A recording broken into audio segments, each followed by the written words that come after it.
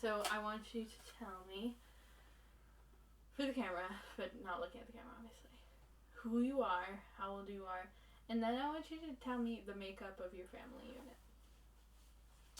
Okay. My name is Buddy Trainer. I'm a 67-year-old musician. I live in Nanuet, New York right now with my wife, Patricia. We've been together for the most part of 40 years. We're celebrating our 25th wedding anniversary this year. My family was comprised of my mother and my father and two younger sisters, and we basically lived in the Bronx for most of our lives until my parents moved up to Rockland County. How old were both of your parents when they died? My father was 92 and my mother was almost 92. So they were almost the same age and they died 4 years apart. My father died first. He died in 2015. He was in a nursing home, the VA nursing home in Montrose, New York. And he was there for about 4 years, I guess. No, about 3 years maybe. He had a stroke. He had several strokes. It was probably the best nursing home we could gotten him into, even though I still felt bad about putting him in a nursing home. But I felt horrible about it, and I just it had to be done. And that was hard for him. Yes, that was hard for him, and if you really want to get honest about it, when he had the stroke, I don't mean this. I wish he would have died at that point, you know, because he lived like 90 years and he had a fine life, was healthy and stuff like that. And the last few years to live in, it's tough. It's a tough deal.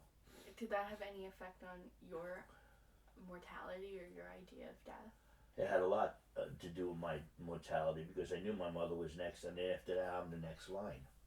You know, now we're adults. My wife, myself, my sisters, and we're the next to go. When my father passed away, I wasn't afraid of dying as much as I wanted to make sure he was okay. I wanted to make sure he was in a good place because I wasn't so sure about that.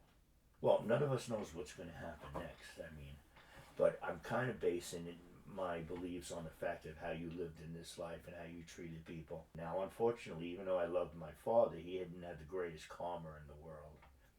And, you know, most people thought I was worried about me dying, but I don't think so. I was really worried that if he was going to be in a good place. And the funny thing is, I wasn't worried about that with my mother. My father was very volatile. He never hit my mother, but he could rip a room apart if something wasn't right. You know, I remember one morning there was a fight over toast and it destroyed the kitchen. You know, but right before my father died, we made a pact in his hospital room, and I said to him, "I don't think I'm gonna die before you, but anything is happening. But if you die before me, or if I die before you, we have to find a way, if it's possible, to get in touch with each other and let us know that there's something on the other side." Okay? So I've been waiting for that for a while now, and he never came to me. Tell me about Nanny's death. My mother's death. It's a tough one because things happened not the way we thought they were going to happen. So she was in the house for, like I said, 4 years that my father had passed away. She was in there by herself. And then she, her body just kept failing and failing and failing. And I kind of, now looking back on everything, well, I'll tell you, I have to bring you into it too, because before you were going to Germany, we went to see her, and she said to you, Hallie, that that was the last time she was ever going to see you. And when she did say that, she was still okay. You know, she was okay. And within a month, she died. I think thinking about back over somebody's life, you come up with a lot of their shortcomings, but hopefully you'll come up with enough things that offset that.